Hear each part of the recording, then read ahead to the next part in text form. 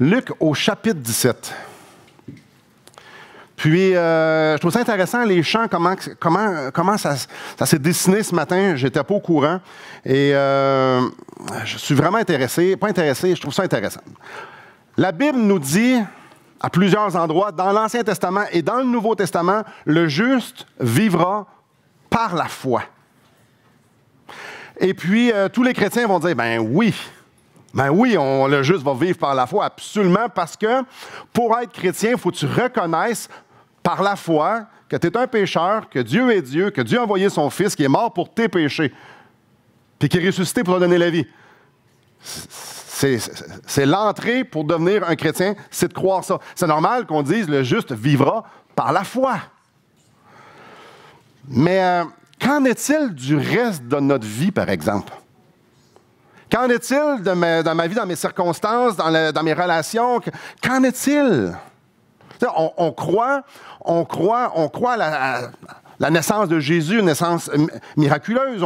On croit au miracle de Jésus. On croit à sa vie sans péché. On croit à la croix. On croit à la résurrection. Puis il y en a beaucoup qui ont même donné leur vie parce qu'ils croyaient tellement que les autres, c'était impossible qu'ils puissent dire non, je n'y crois pas. Puis peut-être parmi nous, il y en a qui sont prêts à faire ça. Donc, croire pour le salut, c'est une chose. Maintenant, croire pour ma vie, croire en Jésus pour mes relations, croire en Jésus pour être délivré, croire en Jésus que Dieu va pourvoir, croire en Jésus que Dieu va me transformer, croire en Jésus que je peux être pleinement satisfait en Jésus, croire qu'il va m'accompagner dans ma solitude, dans l'Église, dans ma santé, mes enfants, mes proches, la liste est très, très longue. Puis, tout ce que je viens de vous dire là, votre tête a fait « oui. Mais maintenant, si on se pose la question, c'est facile, hein? Vivre par la foi pour la marche? Pas tant. Donc, c'est vraiment plus facile de reconnaître, non seulement de savoir, de reconnaître que Dieu m'aime assez pour venir mourir sur une croix et ressusciter. Ça, c'est une chose. Mais parfois, on peut douter qu'il peut nous délivrer de tel ou tel péché, de telle ou telle mauvaise habitude, ou encore de changer mon cœur par rapport à une relation, par rapport à une circonstance. Ça, par exemple, douter de ça. Je doute que Dieu s'est fait chair. J'ai la foi que Dieu s'est fait chair, mais je doute qu'il peut m'accompagner dans cette circonstance-là. Ce matin, on parle de la foi.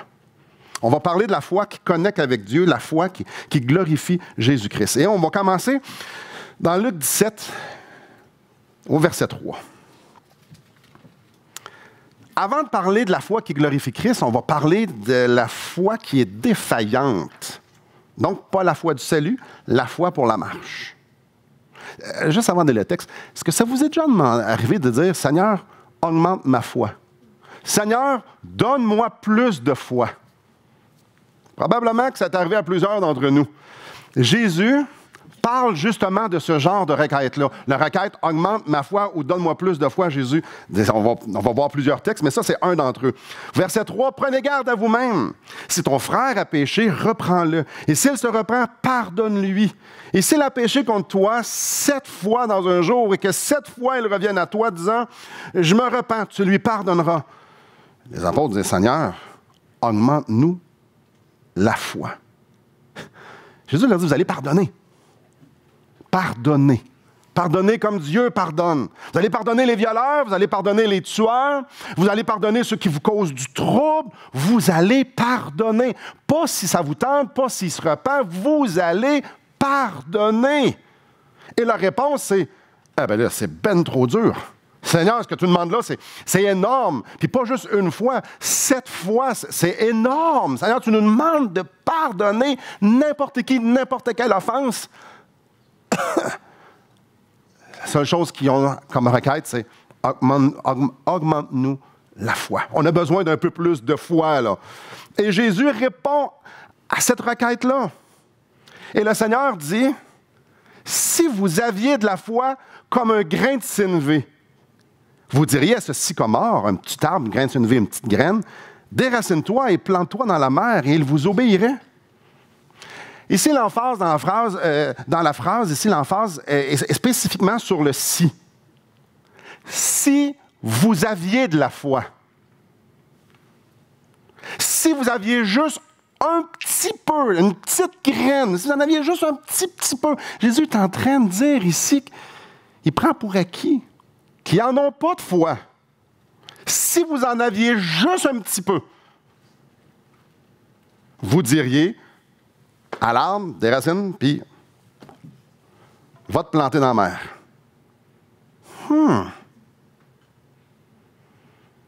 Jésus n'est pas en train de dire, les boys, là, je vous invite à vous amuser à faire déraciner les arbres et à tester ça, là. Tu sais, impressionner le monde un peu dans vos talents de déraciner d'arbres. C'est pas ça qu'il est en train de dire. Ce qu'il est en train de dire, c'est que même avec un petit peu de la bonne foi, on peut faire de très, très, très, très grandes choses. Avec un petit peu de foi, gros comme une graine d'Ansinvé, on peut demander à un arbre de se déraciner et d'aller se replanter dans l'eau. Les boys, vous ne l'avez pas, celle-là. Vous ne l'avez pas, cette foi-là. Là, il s'adresse à ses disciples, il s'adresse à ceux qui vont dire « Ouais, mais on croit en toi. » Ce qu'il est en train de leur enseigner ici, c'est que leur problème n'est pas une quantité de foi, mais une qualité de foi. Ce n'est pas la quantité, mais la qualité. Parfois, on peut penser que plus qu'on a de foi, plus qu'on va faire de grandes choses. Donc, j'ai besoin de plus de foi. On pense que notre foi va faire en sorte que ça va arriver. Hey, c'est centré sur qui, ça, là? Je répète ça. J'augmente ma foi parce que si j'ai assez de foi, cette chose-là va arriver. Ça va se régler. Donc, notre foi achète quelque chose auprès de Dieu. Ça sonne mal, ça, hein? Non. La foi qui produit quelque chose, c'est celle qui se repose sur une personne autre que nous, qui s'appelle Dieu. Quand tu t'appuies sur Dieu, il va y avoir des grandes choses qui vont arriver. Ce n'est pas ma foi qui va faire en sorte que Dieu va plus faire quelque chose. Non, la petite foi va dire Dieu s'en occupe. Et Dieu s'en occupe. Allons voir une autre illustration. Venez avec moi dans Matthieu au chapitre 17. Une autre illustration. On voit ça à plusieurs endroits. Donc, si je demande à Dieu d'augmenter ma foi, c'est parce que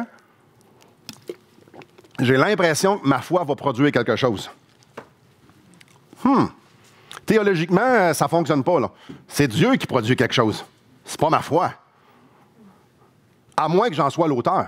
Si j'en suis l'auteur, ben là, c'est ma foi. Ou alors on parle de déraciner un arbre et de le faire planter dans l'eau, hein? Regardons ici un autre exemple. Donc, Matthieu 17 au verset 14. Lorsqu'il fut arrivé près de la foule, un homme vint se jeter à genoux devant Jésus et dit, « Seigneur, aie pitié de mon fils qui est lunatique et qui souffre cruellement. Il tombe souvent dans le feu et souvent dans l'eau. Je l'ai emmené à tes disciples, puis ils n'ont pas pu le guérir. » Race incrédule et perverse, répond Jésus. Jusqu'à quand serai-je avec vous? Jusqu'à quand vous supporterai-je? Emmenez-le-moi ici. Jésus parla sévèrement au démon qui sortit de lui, et l'enfant fut guéri à l'heure même. Alors les disciples s'approchèrent de Jésus et lui dirent en particulier, pourquoi qu'on n'a pas pu chasser ce démon-là? Et laissez votre main ici, et je vous invite à tourner avec moi dans Matthieu au chapitre 10, donc quelques pages auparavant. Voyons, Seigneur, tu nous as demandé de chasser des démons, puis là, on n'est pas capable. Jésus, c'est toi qui nous as demandé de faire ça, et là, on n'est pas capable. On n'est pas capable de marcher selon ce que tu nous demandes de faire. Et allons voir, chapitre 10, verset 1. Puis, ayant appelé ses 12 disciples, il leur donna le pouvoir de chasser les esprits impurs et de guérir toute maladie et toute infirmité. Seigneur, tu nous as équipés, tu nous as donné le pouvoir de le faire. Peux-tu même dire pourquoi nous ne sommes pas capables de le faire? Jésus leur répondit quoi? Vous pouvez revenir, mais laissez votre main dans Matthieu 10. Retournons dans Matthieu 17.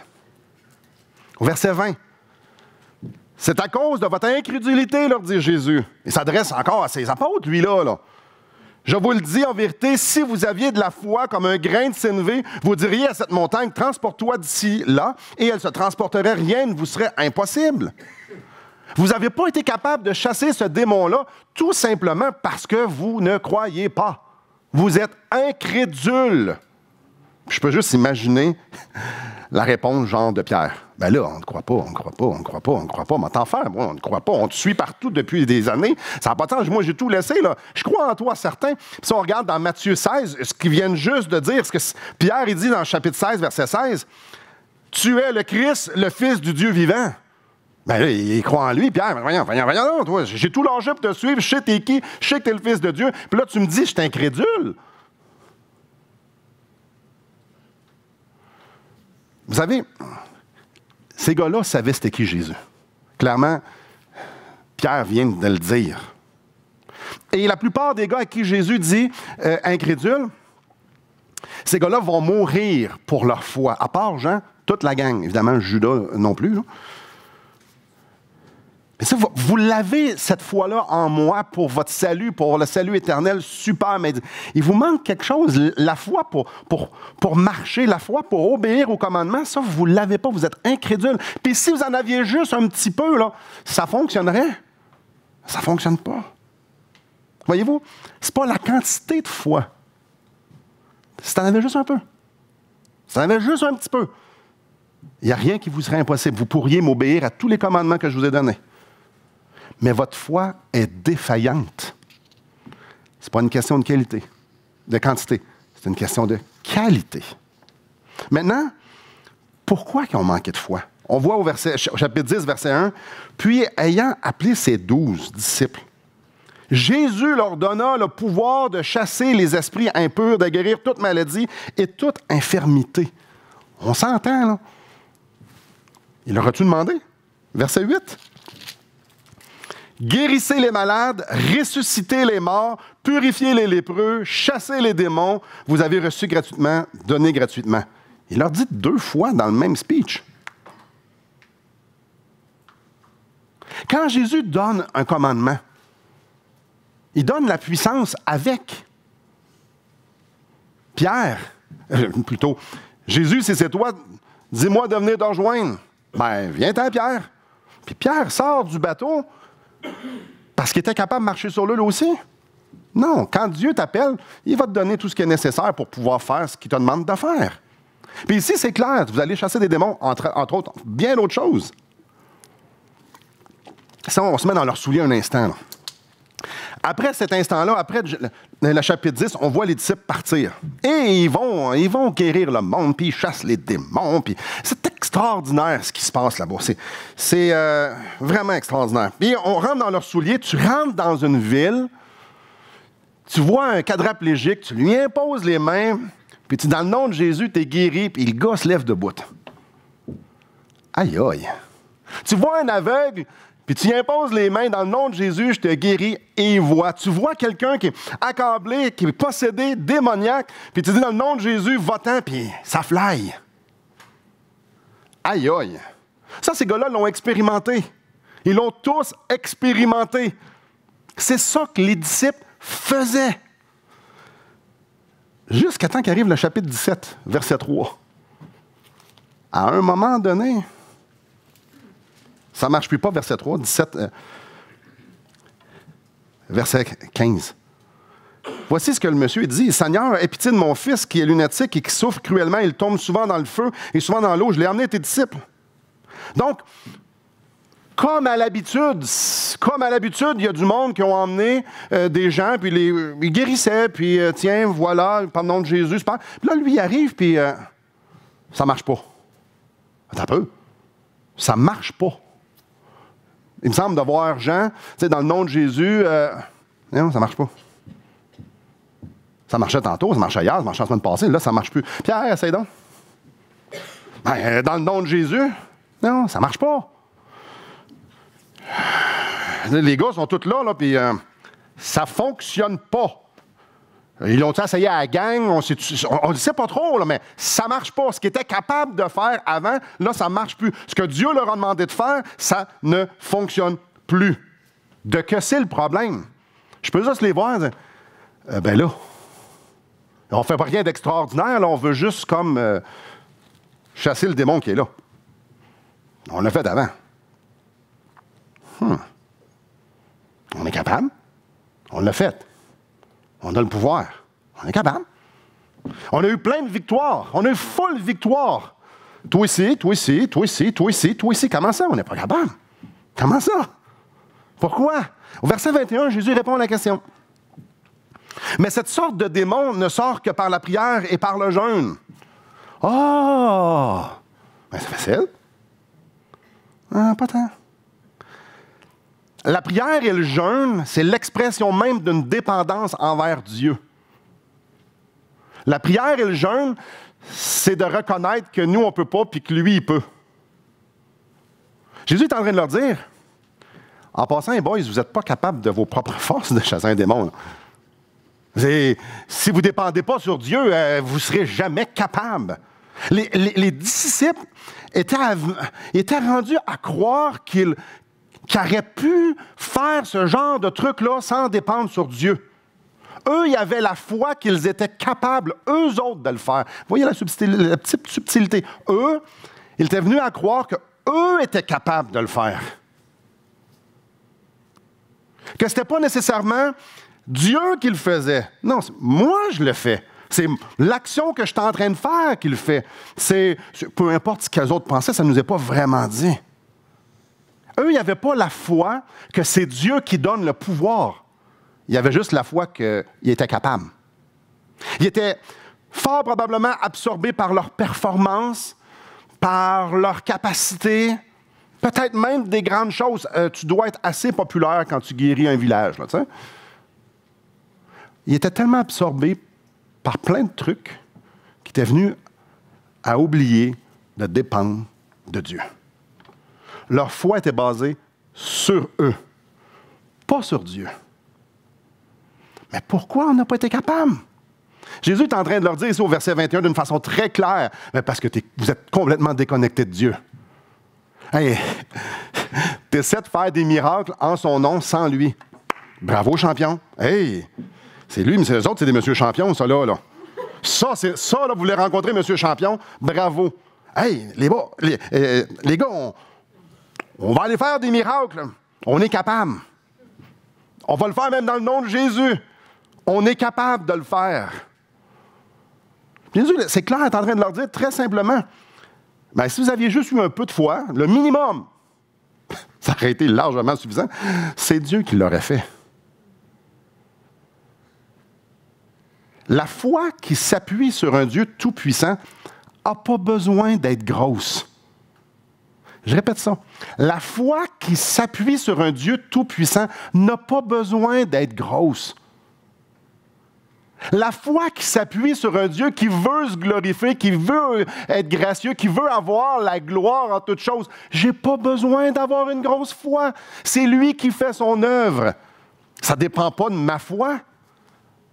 Je répète une affaire, là. S'il y a quelqu'un qui est quadraplégique ou aveugle ou démoniaque ou peu importe, si dans notre tête, on pense que c'est ma foi qui va le guérir ou sa foi qui va le guérir, on n'est pas mieux qu'eux autres. Nous autres aussi, on est des monsieur champions et des madame Tartampion. Là. Je répète ça. S'il y a quelqu'un qui s'en vient vers nous, qui est handicapé de quelconque façon et on pense que notre foi va le guérir ou sa foi va le guérir, on n'est pas dedans pantoute. On n'est pas dedans, c'est Dieu qui va le guérir. Ah, mais ça, on le savait. Bien, d'abord, notre foi a rapport en quoi? Dans l'échange, là, dans toute cette affaire-là, ma foi, elle me sert à quoi? Ben, à rien. À rien, tu fais juste... La foi, c'est de faire confiance à Dieu. Dieu va le faire. Donc, est-ce que c'est ma foi qui va le guérir? Non, Dieu veut, s'il veut la guérir, il va la guérir. Wow! La foi qui s'appuie sur un Dieu tout-puissant n'a pas besoin d'être grosse. Déraciner des arbres.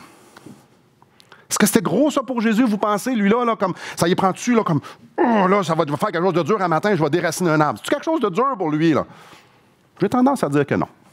Jeter des montagnes dans la mer. C'est-tu quelque chose de dur pour Jésus? Lui, à partir de rien, il a tout créé. Déraciner un arbre, jeter des montagnes, chasser des démons. C'est lui qui les a créés, hein? Les arbres, c'est lui qui les a créés, puis il a tout créé, lui-là, puis il maintient toutes choses, l'univers, par sa parole. Faire ces affaires-là pour Jésus, c'est tout petit. Est-ce que c'est dur pour Jésus de vaincre le péché? Non. Non, il nous l'a prouvé. Non. Est-ce que c'est dur pour Dieu de changer des cœurs? Avez-vous vraiment l'impression que lorsque Dieu change un cœur, il est comme « Ah, j'espère juste qu'il y a quelqu'un qui va avoir assez de foi pour que ça puisse arriver. » là. Sérieux? Il y a beaucoup de monde qui croit ça. Là. Puis peut-être même que vous croyez ça, ou que parfois on croit. Comme si Dieu avait besoin de notre foi pour faire quelque chose. Tu sais, lui, il a envie de sauver quelqu'un. J'espère juste de trouver un chrétien qui a assez de foi pour que lui puisse être sauvé. Ah oui. Oh, il nous a élus avant la fondation du monde. Pour qu'on soit saints et irréprochables. Il nous a prédestinés à être ses enfants d'adoption. Ça prend quelqu'un qui a de la foi pour que ce gars-là arrive au Seigneur, là, c'est clair. Personne ne peut venir à moi si le Père l'a tiré d'avance. C'est sûr que ça repose sur ma foi. Ouais, peut-être pas tant finalement. Hein? Est-ce que c'est dur pour Christ d'être pleinement contenté dans l'état où il se trouve face à Dieu, d'être contenté en Dieu? Vous essayerez de jeûner 40 jours dans le désert, voir. Vous essayerez de vivre la vie de Jésus. Lui, il était pleinement content dans l'état où il se trouvait devant son Père. La seule chose qu'il voulait, c'est en communion avec son Père. Donc, est-ce que lui, c'est dur pour Dieu, pour Jésus, de produire ça? Non, de toute éternité, ils sont en communion ensemble. C'est pas dur de produire ça, c'est leur vie. Pourvoir. Est-ce que c'est dur pour Jésus de pourvoir? Hey, il me semble, quand ils sont arrivés, on a juste une coupe de poisson, une coupe de pain, et là, on est mal pris. Il me semble de Jésus de faire comme... En dedans, on lit qu'il avait l'air pas mal au-dessus des affaires, mais en dedans, il devait faire comme... Mais non, qu'est-ce qu'on fait, là? Ça n'a pas de sens. Y a-t-il quelqu'un qui a assez de foi ici pour qu'on puisse faire la multiplication? Pensez-vous que c'est de même, ça marchait? Là, on la preuve, il a dit à ses disciples, ben nourrissez-les. Ils ont fait, non, nous, on ne peut pas. Ah, ben, regarde, moi, je vais le faire. C'est dur, ça? Pour voir. Non. Non. Les miracles, là, les choses changent seulement, ici, là, seulement par le jeûne et la prière, donc, dans une dépendance totale de Dieu.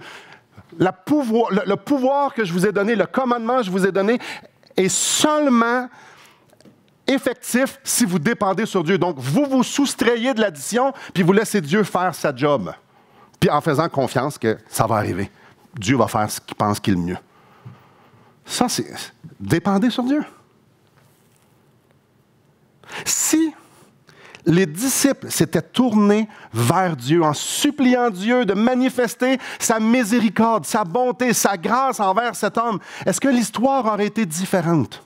Venez avec moi dans Actes au chapitre 3. Actes des apôtres au chapitre 3. Là, je suis conscient peut-être qu'il y en a parmi vous, vous faites « Ouais, là, c'est bizarre ce que tu dis, Simon. Je n'ai pas entendu ça souvent. » Bien, c'est pour ça que je le prêche. Parce que souvent, on va être débalancé, puis on va vouloir centrer ça sur nous autres, puis se donner beaucoup plus d'attention, puis beaucoup plus de force, et de puissance et de si qu'on a réellement. Souvent, on oublie qu'on est juste fait de poussière, puis que c'est le prix d'un Dieu incroyable qui nous insuffle la vie. Nous, des fois, on a l'impression qu'on produit beaucoup de choses. T'sais, nous sommes l'effet de la cause. Dieu est la cause de toute chose. Donc, s'il est la cause de toute chose, pourquoi l'effet pense qu'il peut être la cause à son tour? Vous réfléchirez à ça. Donc, acte 3, même genre de situation. Je vais le lire un peu plus.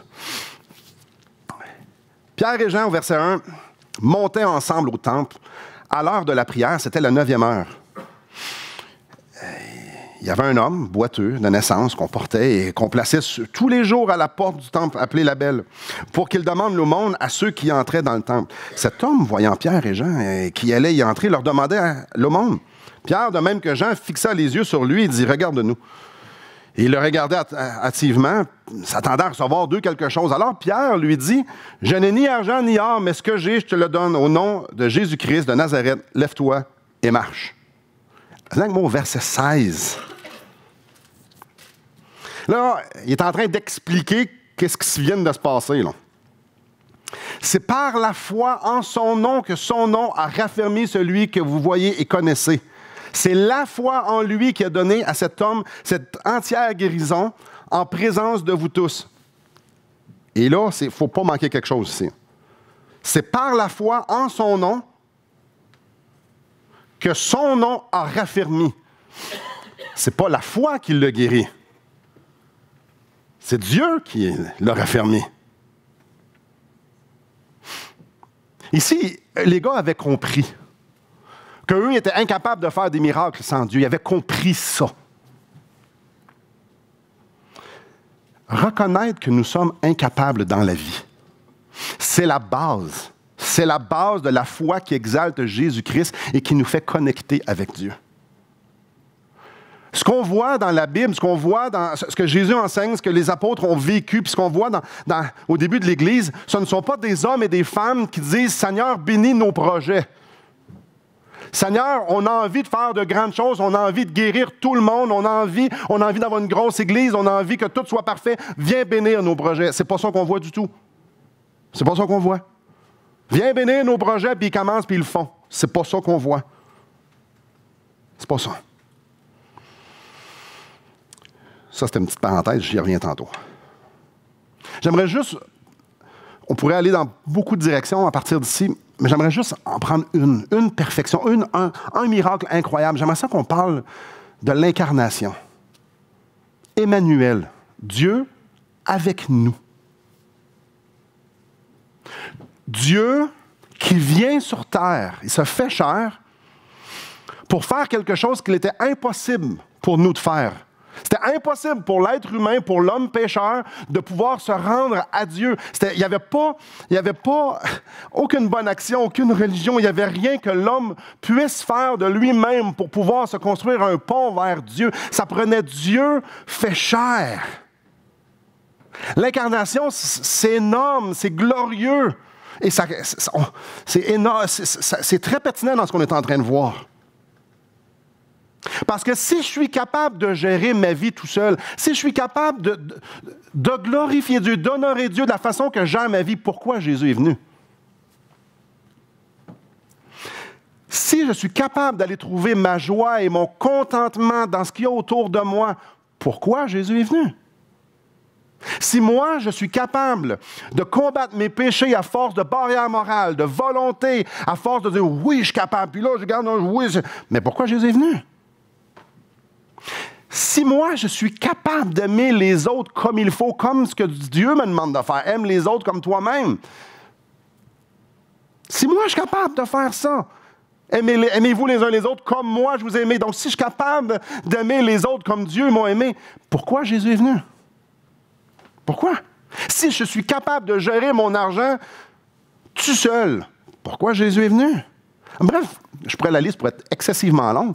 Si je suis capable de vivre sans Dieu, Jésus-Christ a quitté la gloire éternelle pour venir s'humilier, mais venir marcher 33 ans, une vie parfaite, venir mourir sur une croix, ressusciter et tout souffrir et tout vivre ce qu'on a, l'expérience humaine pour rien. Si je peux faire des choses sans Dieu pour honorer Dieu, mais pourquoi qu'il est venu? Pourquoi qu'il a fini sur une croix si moi je suis capable de faire quoi que ce soit? La vérité, c'est qu'il est venu parce qu'on n'était pas capable de le faire. Pour vous, c'est impossible, mais pour Dieu, tout est possible. C'est possible seulement pour Dieu. Honorer Dieu, ce n'est possible que par Dieu, parce que lui, il sait ce qu'il glorifie. Nous, on est pécheurs. Christ est capable. Christ est capable de guérir des malades. Christ est capable de détruire le péché. Christ est capable de détruire les mauvaises pensées. Christ est capable de tout faire. Pas nous autres, mais genre zéro. Moi, Éphésiens 2 nous dit que j'étais dans le train de ce monde. J'étais un fils de la rébellion. J'étais mort par mes péchés, par mes offenses. Rien. J'étais digne d'être haï. Moi, je suis mort. Je ne cherchais pas Dieu. Dans Romains 3, ça nous parle que nul n'est intelligent, nul ne cherche Dieu. On est pervertis. Il n'y en a aucun qui fasse le bien. Ça, c'est nous autres, ça. À quel endroit on est devenus des super-héros qui peuvent vivre sans Dieu? Non. Ça prenait une intervention extraordinaire. Ça prenait Jésus.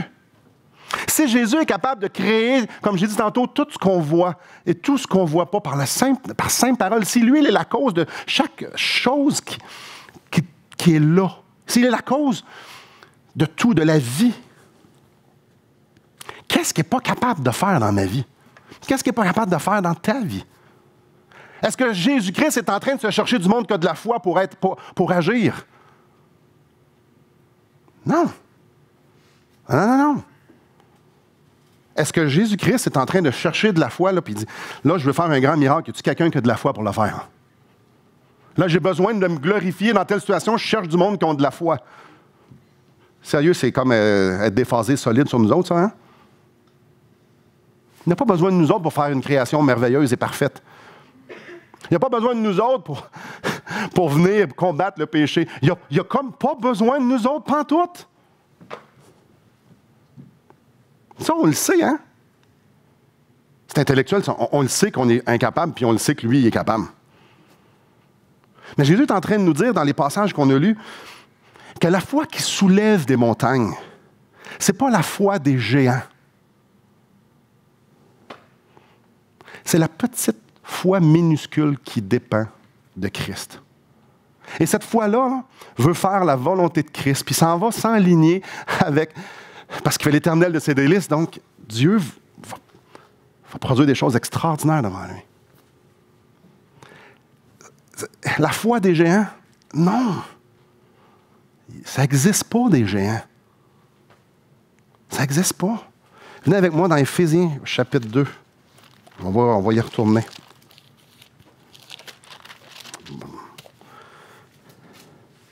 Là, on va parler du salut en Jésus-Christ.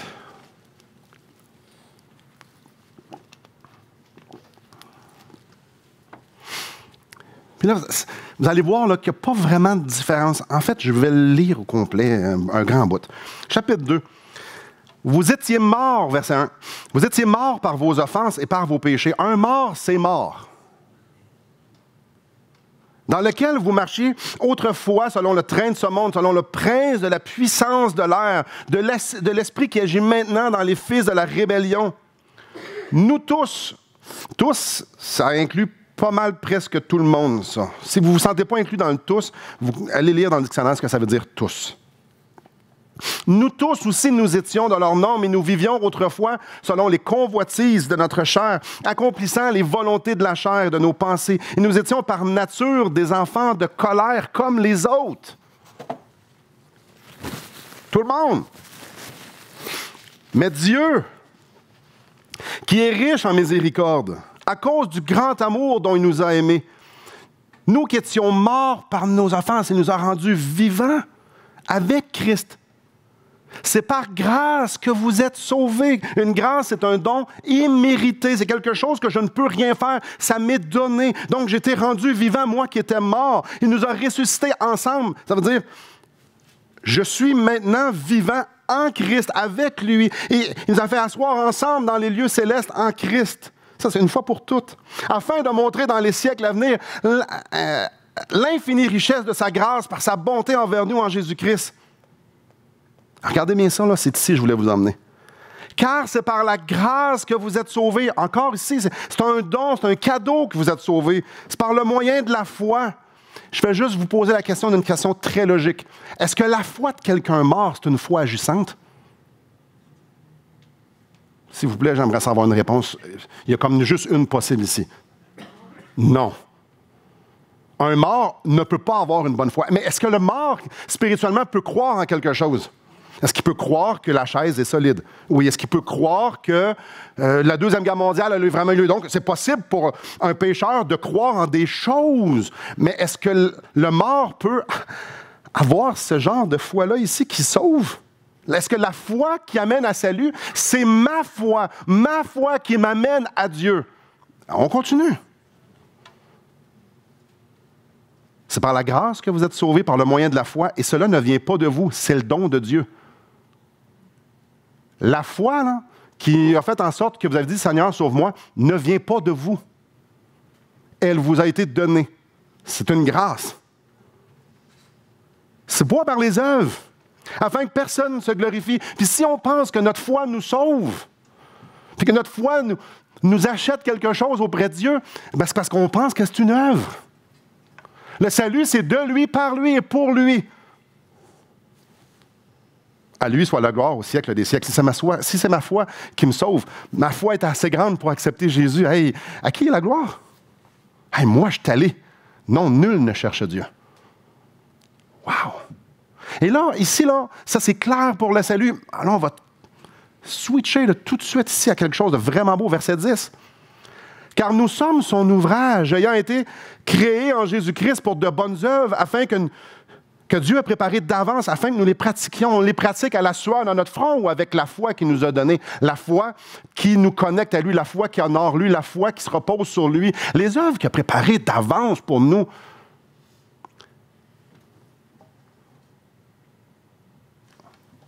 Avec quelle puissance qu'il faut la faire? Ouais. La foi qui soulève les montagnes, la foi qui accomplit les plus grandes choses, c'est la foi que Dieu nous donne. Parce qu'on est dans sa parole, parce que la foi vient de ce qu'on entend, puis ce qu'on entend vient de la parole de Dieu. On lit ça dans Romains. La foi vient de ce qu'on entend, et ce qu'on entend vient de la parole de Dieu. Venez avec moi dans Hébreux, chapitre 12. La foi. J'ai pas besoin d'une grande foi. J'ai juste besoin d'une foi qui s'appuie sur Dieu. J'ai pas besoin que Dieu augmente ma foi. J'ai besoin de laisser la place à Dieu. Au verset 1, nous tous aussi, puisque nous sommes environnés d'une si grande nuée de témoins, rejetons tout fardeau et le péché qui nous enveloppe si facilement et courons avec persévérance dans la carrière qui nous est ouverte, ayant les regards sur Jésus, qui suscite la foi et l'amène à la perfection. Parce qu'un jour, nous allons être en sa présence et on va le voir de face à face. La foi, ce qui suscite la foi? Des efforts humains? Je dois travailler sur ma foi. Je dois travailler à faire confiance à Dieu. Ouais. Ah, moi, je vous lis ici que quand j'ai les regards sur Jésus, c'est lui qui va susciter la foi. C'est pas formidable, ça? Parce que moi, je suis mort spirituellement, puis si je n'ai pas Christ, je ne peux rien faire pour me rendre à Dieu, pour mon salut et pour ma marche, ou pour être vie chrétienne. La vie chrétienne qui nous appelle à vivre, c'est une vie par la foi, mais pas la nôtre, pas celle qui est défaillante, pas celle qui est centrée sur moi, celle que lui me donne, parce que j'ai les yeux fixés dans sa parole, mais j'ai les yeux fixés sur Jésus-Christ, parce que lui va susciter en moi ce qui est nécessaire. La foi qui déplace les montagnes, c'est la foi qui va à Dieu puis qui abandonne sa vie. Dieu ne veut pas qu'on arrive avec notre foi, puis qu'on s'appuie sur notre foi, puis que notre foi fasse quelque chose. On en a parlé tantôt, ça sonne pas bien.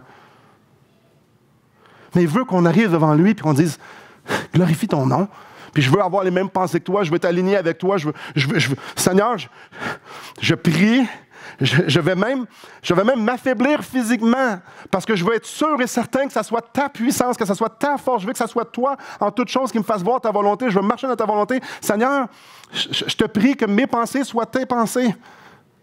Ou tes pensées soient mes pensées plutôt. C'est mieux. Mais des fois, c'est le petit lapsus que j'ai fait, c'est ça qu'on pense pareil. Hein? Dieu ne veut pas juste qu'on sache qu'il est grand, qu'il est miséricordieux, puis qu'il est puissant, puis tout le reste. Il veut qu'on lui fasse confiance, qu'il va manifester qui il est. Avec ou sans nous autres. S'il vous plaît, là, ça, c'est important de se souvenir de ça. Dieu ne veut pas juste qu'on sache qu'il est grand, qu'il est extraordinaire, qu'il est majestueux, qu'il est glorieux. Il veut qu'on y fasse confiance, qu'il va le manifester, qu'il va le démontrer, qu'il va révéler l'entièreté de sa personne, que nous, on soit là ou non. Mettez pas trop d'emphase sur ma foi et que ma foi soit augmentée. Mais plutôt dire, Seigneur, je suis vraiment pas capable. Je suis pas capable de rien faire. Et là, ça m'amène dans ma conclusion. Pourquoi les disciples de Jésus n'ont pas été capables? Ces gars-là, là, ils étaient à l'école biblique, quand même, leur professeur était bon. Je ne pense pas que leur professeur il a eu des mauvaises notes en théologie, lui. Je pense pas. Je pense que Jésus savait de quoi il parlait lorsqu'il parlait de Dieu, puis qu'il parlait du royaume, puis tout ça. Il y avait C'est pas de la connaissance qui leur manquait, là. Ils marchaient avec Jésus. C'était pas non plus l'expérience. Je dirais pas des années, mais des semaines ou des activités. Ils l'ont fait. Ils en ont vu des miracles, puis ils en ont fait des miracles, puis ils en ont fait des choses extraordinaires. Pourquoi? Que cette fois-là, ils n'ont pas eu la puissance nécessaire pour vaincre ce démon, qui était supposé être capable de faire et que Jésus voulait qu'il fasse. Et la réponse de Jésus, c'est cinglant. Ben les gars, vous avez juste pas de foi. Ah, vous croyez à des choses, mais vous n'avez pas la foi qui vous connecte avec Dieu, parce que sinon, vous auriez eu toute la puissance divine qui a été manifestée et déployée devant vous. C'est drôle, je peux quasiment entendre Jésus leur dire « Ah, vous savez plein de choses, bravo les gars! Vous savez même que moi, je suis capable de le faire.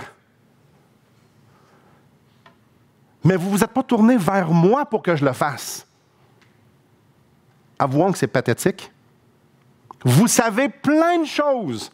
Puis vous savez que moi, j'ai la puissance divine pour le faire. Mais vous ne vous êtes pas tourné vers moi pour que je le fasse. Je vous demande de faire quelque chose avec une puissance qui peut venir que de moi, puis vous ne m'avez même pas consulté pour que je le fasse. Vous chassez des démons en mon nom, mais vous ne me demandez pas de le faire.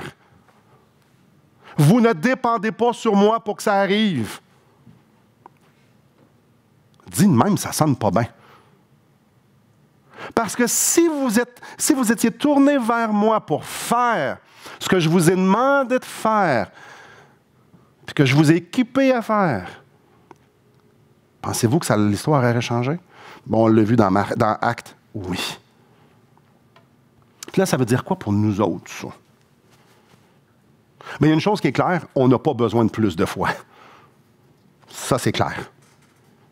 Pour pouvoir être le chrétien que Dieu me demande d'être, peu importe c'est quoi, pour accomplir les tâches qu'il me demande d'accomplir, pour pouvoir glorifier Dieu dans toutes les sphères de ma vie, je n'ai pas besoin de plus de foi. Ce n'est pas une question de quantité, c'est une question de qualité. Parce que si j'ai la plus petite foi qui se peut, ben, je vais voir des merveilles se produire devant moi parce que Dieu va m'éblouir avec sa puissance. C'est pour ça que je peux être faible. Parce que quand je suis faible, c'est alors que je suis fort. C'est quand je suis faible, quand je suis incapable, que je peux voir la gloire de Dieu se manifester. Mais Dieu résiste aux orgueilleux, mais il fait grâce aux humbles. Les orgueilleux ne voient pas Dieu agir, mais ceux qui sont humbles voient la gloire de Dieu être manifestée devant eux, puis ils savent qu'ils n'ont rien à voir là-dedans. Et je ne sais pas ce que vous êtes en train de vivre. Moi, je sais ce que je suis en train de vivre. Et moi, dans ma tête, il faut tout le temps que je sois meilleur pour pouvoir faire quelque chose que Dieu me demande. Encore une fois, matin, non. Là, je ne suis pas à la hauteur. J'espère que tu n'es pas à la hauteur. C'est pour ça que je suis venu.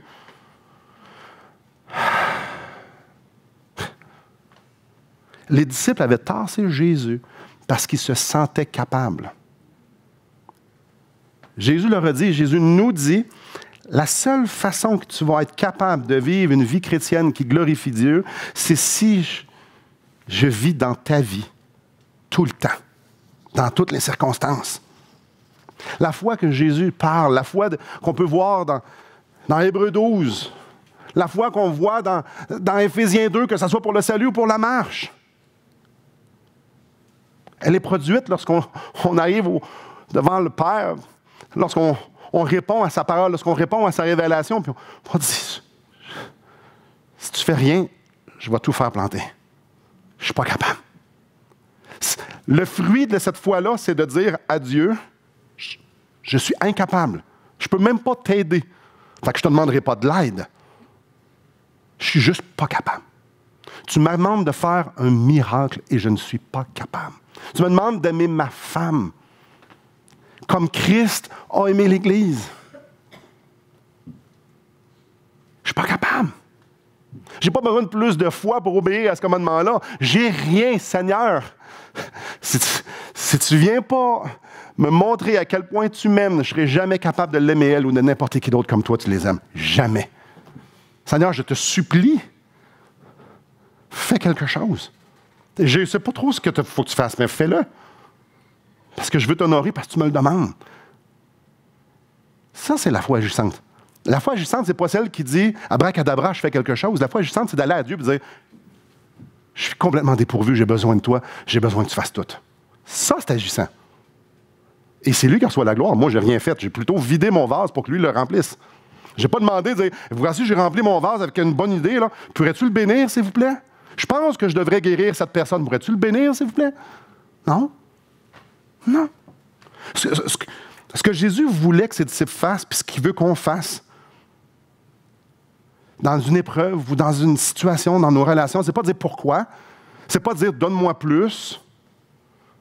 Non, c'est qu'on se tourne vers lui passionnément, qu'on dévore sa parole, qu'on dévore la méditation de ses perfections, qu'on jeûne. Est-ce que vous jeûnez? Ah, on ne fait pas ça, on est baptistes. Ah, OK, je ne savais pas les baptistes ne faisaient pas ça. On est peut-être trop baptistes d'abord. C'est quoi un jeûne? C'est je vais m'affaiblir physiquement pour me rappeler que je dois dépendre sur Dieu. Le jeûne n'achète pas quelque chose de Dieu en passant. Je vais jeûner, il va me le donner. Non. Non. Dieu n'a pas besoin de nos efforts pour se glorifier.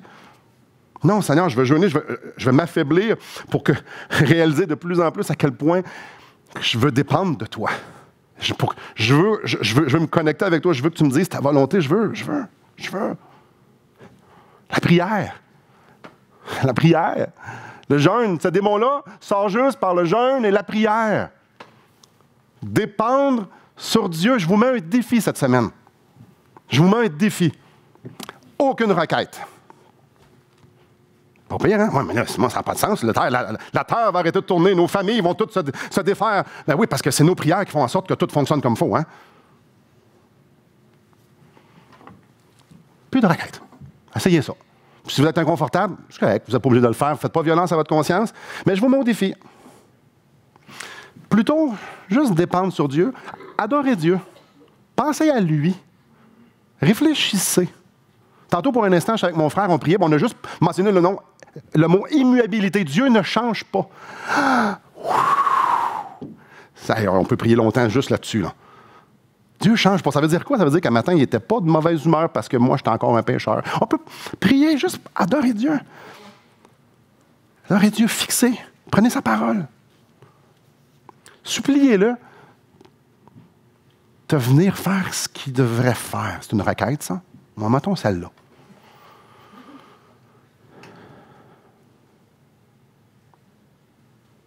Frères et sœurs, on a besoin d'aller devant ce Dieu extraordinaire qu'on médite vraiment pas assez souvent.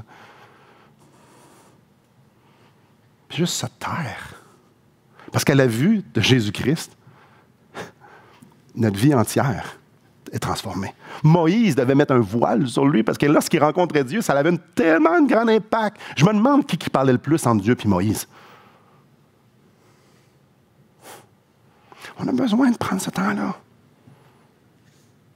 Puis, d'aller à lui et de dire, moi, je pense qu'être capable de faire des choses, puis je t'apprends quelque chose. Puis, non, de se taire et de dire, Seigneur, je me repose sur toi. Prenez vos requêtes de prière, puis reposez-les en considérant qui est Dieu. Puis de faire, ouais. Dieu aime plus mes enfants que moi je les aime. Hein? Mes enfants ne dépendent pas de mes prières. Non, je ne suis pas en train de dire d'arrêter de prier pour vos enfants. Je suis en train de dire qu'on peut se reposer sur qui est Dieu pour qu'il manifeste sa grâce et qui il est. Prions. Seigneur, je réalise que ce matin, j'ai parlé de choses qui sont vraiment plus grandes que moi, que nous. Seigneur, on a juste gratté la surface de cette grande vérité de qui tu es, puis que tu n'as pas besoin de nous autres, mais tu veux juste nous rendre participants. Père, avant de te faire des prières, ce que tu nous demandes, c'est de t'aimer. Seigneur, tu t'es révélé, tu as révélé ta beauté, tes perfections invisibles. Tu les as révélées dans ta création. Tu as pris ta parole, puis tu as écrit qui tu es, tu as décrit qui tu es dans tellement de belles façons et de plein d'angles. Seigneur, tu Tu nous parles, tu nous dis, on l'a lu, que c'est les regards sur Jésus-Christ, courant les regards sur Jésus, que c'est lui qui nous donne la foi parce qu'on reconnaît de qui il est. Ah, ma prière, c'est que chacun d'entre nous ici, nous pouvons être convaincus que c'est toi qui es l'auteur de toutes choses. C'est toi l'initiateur de toutes choses et c'est toi qui l'amène à la perfection. Et que nous autres, là-dedans, nous sommes juste des spectateurs qui, la seule chose que tu veux de nous, c'est qu'on vienne à toi et qu'on dise, Seigneur, j'ai besoin de toi. J'ai besoin de toi. Même mon besoin de toi, je suis même pas capable de comprendre toute son amplitude tellement que tu es parfait et que je ne le suis pas. Seigneur, viens nous convaincre par ta parole que ces vérités puissent venir travailler dans nos vies du fait que ça puisse produire des changements extraordinaires, puis qu'on puisse prier avec puissance, parce que ça ne sera pas notre prière qui va faire accomplir quelque chose, mais bien ta puissance. Et probablement, Seigneur, dans ma propre vie et dans nos vies en Amérique du Nord, dans un confort aussi total, le manque ou le non-réponse aux prières, c'est parce qu'on n'a aucune espèce d'idée quoi prier, parce qu'on veut juste t'utiliser pour avoir encore une vie encore plus confortable. La preuve, c'est qu'on veut tous être guéris quand on est malade, sachant qu'on va tous mourir. Seigneur, viens nous brasser pour que notre foi, ce ne soit pas notre foi en nous, notre foi dans nos capacités, notre foi dans ce qu'on voudra, mais bien, Seigneur Dieu, un simple regard sur Jésus pour que lui vienne nous donner cette paix qui dépasse toute intelligence, cette paix qu'on peut se reposer, cette paix où est-ce qu'on dit « Mon Père est à l'œuvre ». Seigneur, là, tu nous dis de ne pas s'inquiéter, mais de faire connaître nos besoins, mais notre plus grand besoin, c'est de te voir.